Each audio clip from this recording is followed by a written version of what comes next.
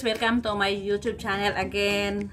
Ang ato akong i-share karon ang ato ang gilisdan gihapon sa mga kuan, sa mga mag-load sa mga signal nga inig-load sa mga signal nga mo reply og VD88 unable to process package being loaded is different from package active in account.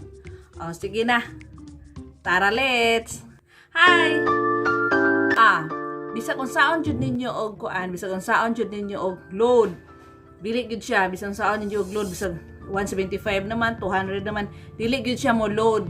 Mao gyud na siya reply. Kay tungod kay ang nahitabo ana kay wala pa na-expire ang inyong load sa TV, sa decoder.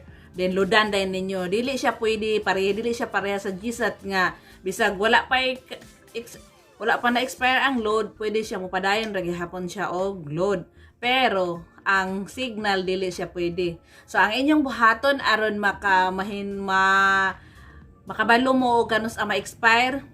Sige, adto mo sa write message, then type mo og signal, capital letter signal, space EXP. EXP abbreviation sa expired, type signal space EXP space ang signal account number, then i-send ninyo sa 5353. Then pagkahuman ninyo, pag mahibal-an ninyo nga kanus ang ma-expire, patan sunod pa adlaw ayaw sa po ninyo lode.